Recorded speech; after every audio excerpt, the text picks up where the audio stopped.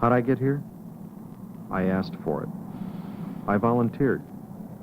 I wanted to fly this airplane because almost every mission you fly is operational, and because this is a pilot's airplane. It's a real challenge, every time. 2026, Sergeant Sarmiento speaking. May I help you? Standby one. Headquarters stack, sir. Lieutenant Colonel Brown. Yes, sir. Right away, sir. Captain Peterson. Right. Right. Your mission? A high-priority sortie to collect vital information. It's all planned for you the day before you fly. Squadron operations, 2.5 hours before takeoff. You and your backup ready to go to work. Hello, Tim. Hey, morning. How are you? How are you doing today? Okay. A last-minute intelligence briefing. And that concludes the items you'll be prohibited from carrying. Can I answer any questions about these? Oh, anything to you? A final check on the weather. In the forecasted thunderstorms will end in the first third of Utah. About a 344 heading for a little over 13 minutes. You're flying the mission. You check all the flight plans made the day before. In route charts, the green card, and map boards. 2 hours before takeoff, you eat a standard high-protein, low-residue meal needed for the demands of the long mission at high altitude. The backup pilot pre-flights the plane. Tomorrow, somebody will be doing the same for him. 48 hours later, you'll be the backup. Day after that, you'll fly again. That's the cycle. Okay, what time did you go to bed? 10 o'clock. Okay. What time did you get up? About 6. Okay. It's serious Feeling business. pretty good this morning? No problem? You'll be up there alone at 70,000 feet for an appreciable length of time. You don't need any problems. You've got enough on your hands. All that time, you'll be living in a spacesuit, sucking your meals and sipping Gatorade through a tube.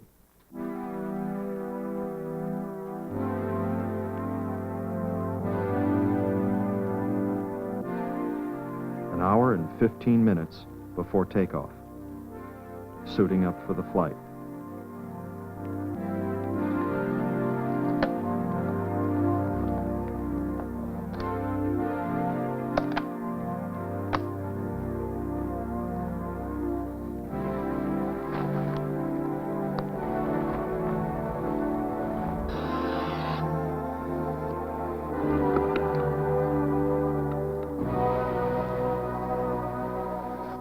At altitude. You could get the bends. That's why, an hour before takeoff, you go on oxygen. Everything okay then, sir? Yeah, thanks, Woody. It's okay. You're all set. Okay. It's a close-knit group. We have to be. We depend on one another for our lives.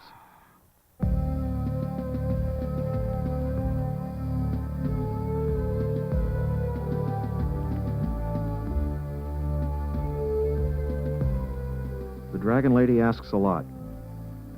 Heat is your enemy in that suit. You lie there. You go over the mission in your mind.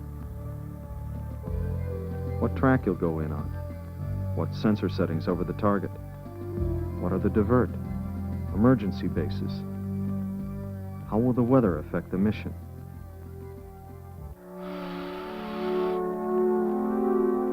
Then, it's time to get integrated with the airplane.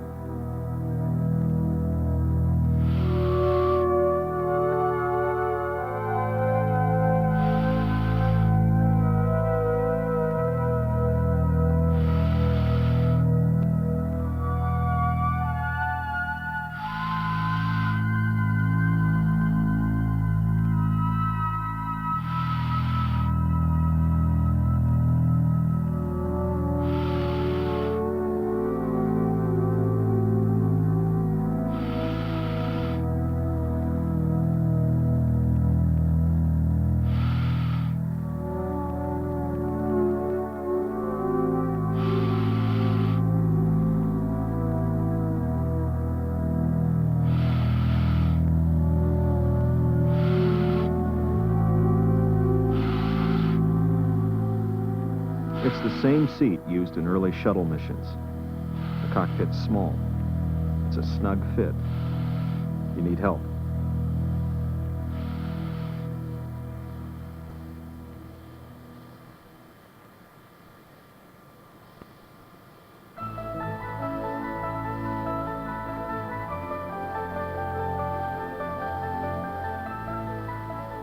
The backup pilot is there.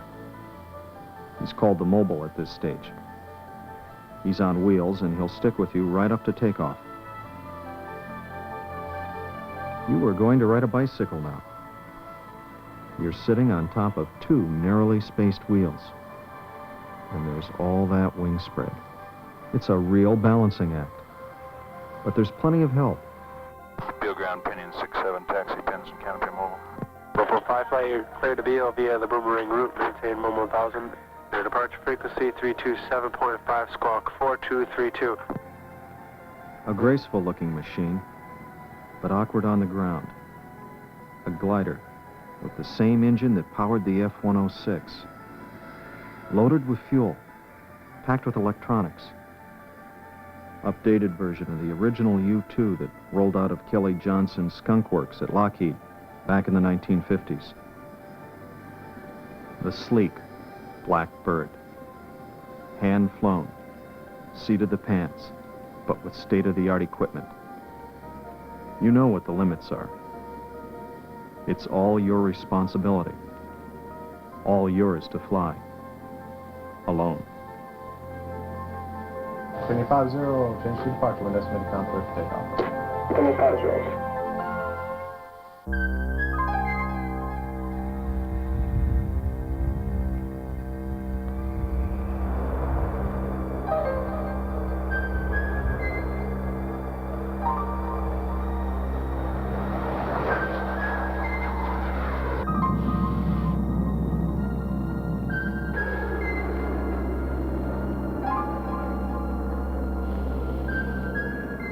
So there you are.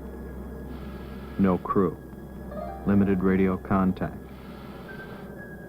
In each of us who flies these missions, there's the conviction that this is not just a job.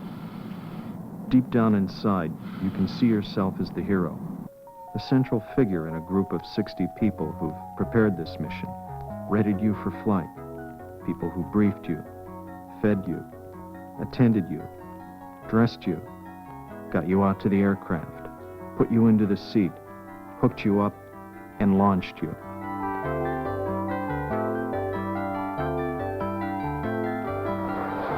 We say launch, not takeoff, because so many people and procedures are involved in the launch and the recovery of just one pilot in a single aircraft. You. You volunteered, but you were selected too. And the selection process is a cautious one. They want to be sure you're the right guy to live and work with under stress. Steady, reliable, friendly. TDY. Okay, sir, just how many TDYs are the crews pulling now? The crews are pulling about 140 days a year, TDY. Let's say a young but experienced captain, a totally professional and dedicated Air Force officer who can handle problems on his own, accept a challenge. A man in good physical shape who can fly a plane that demands precision and is tough to land. The selection process is a serious business. Your records are reviewed. Then you're interviewed at Beal. And you also fly the U-2 trainer. U-2 and TR-1 pilots make up a small and elite group. Fewer than 300 of us since the program began back in the 1950s.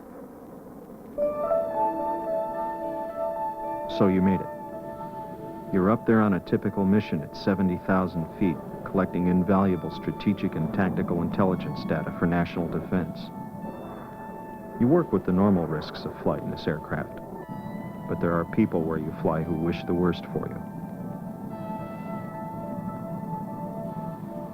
Your challenge is to accept all the risks and fly the mission successfully. You've got to be good at your trade. Approaching the target area, you know precisely what to do. It's all been worked out for you. What track to go in on, what sensor settings to use. but it's yours to do. It's a great airplane, a stable reconnaissance platform with a long loiter time, and a lot of history, an impressive record of performance. You know only what you have to know about each mission, but you know who has tasked your mission. And they know you by name. That goes with the territory. A ranking Allied military commander has said, if all the U-2 TR-1 aircraft could be airborne 3 hours before a war, we'd have all the information essential to the conduct of that war. We fly other missions, surveying the damage caused by natural disasters, hurricanes, floods, earthquakes, forest fires. We sometimes fly search and rescue missions. There are 2 units flying the U-2 and TR-1. Both aircraft are virtually the same. However, they fly different missions. TR-1 pilots in the 95th Recon Squadron fly out of RAF Elkinbury, England. It's a 3-year overseas tour. Their missions support the tactical commanders in Europe collecting battlefield information for NATO planning and defense. TR-1 pilots do not pull TDY.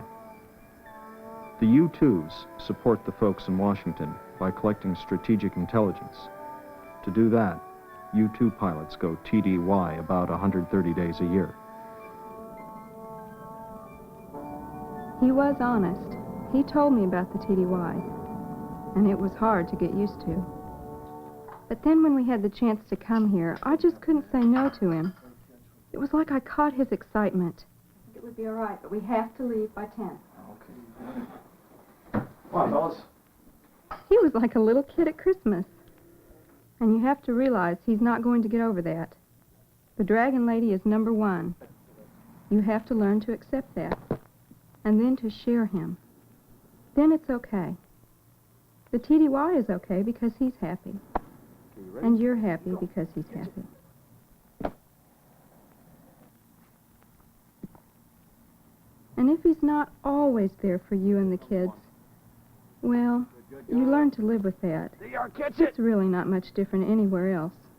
All right. Hi, Debbie. How are you? Okay, hanging in there. How you doing? We're okay. Is he coming back soon? No, not for another month. Our husbands have to depend on one another for their lives.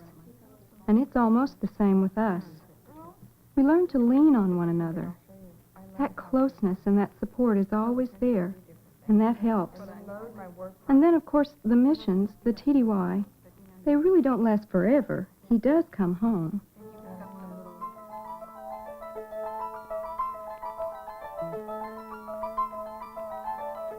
Home can be anywhere in the world on TDY. But coming back home, that's back to where your heart is. You come in tired, and you're recovered the same way you were launched, with a lot of help.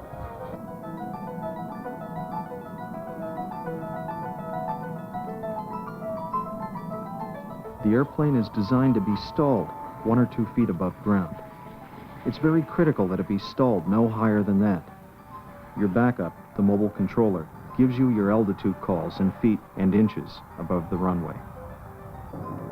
Okay, there's 10 at the T, down to 8, 6, 5 feet, 4, 3 feet, tail still up at 3 feet. There's 2, 1.5, 1 foot, holding it 1 foot, down to 6 inches, nice. Pump system, we got a couple of vehicles on the runway, south to north, southwest exit. Finally, you're safely on the ground. Mission successfully completed. Your backup is there to meet you. He takes the checklist and the green card. Your written log of everything you were supposed to do on this mission. It all goes back to the people in NAV planning. Hey, welcome back. All right. Heck of a fine job. Yeah. Have a good one? Okay. Yeah. Super. There you go. Hey, man, your checklist. Gonna take this. Get some of the stuff out of your way here. Okie doke. See you on the ground. All right. Tired. hot and sweaty in your pressure suit. But you feel pretty good. There's a lot of job satisfaction in this line of work. Tomorrow you're off, but there's one more post-mission procedure you don't want to miss. It's in the heritage room of the squadron that each mission really comes to an end. This is where you begin to unwind and listen and learn from older and wiser heads. How things go today? What's wrong with that autopilot thing? Ask him, I don't know. Well, we had some problems with it yesterday. It was, we're getting a little pitch divergence. Oh, geez, that temperature thing again yet, what? Yeah, did you try turning that?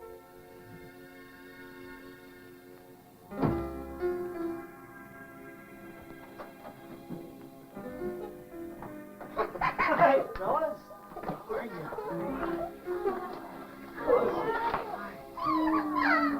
Behave yourself today, huh? Yeah. Yeah?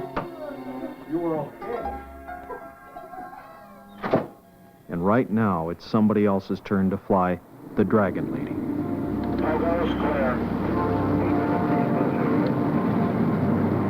Sacramento, departure.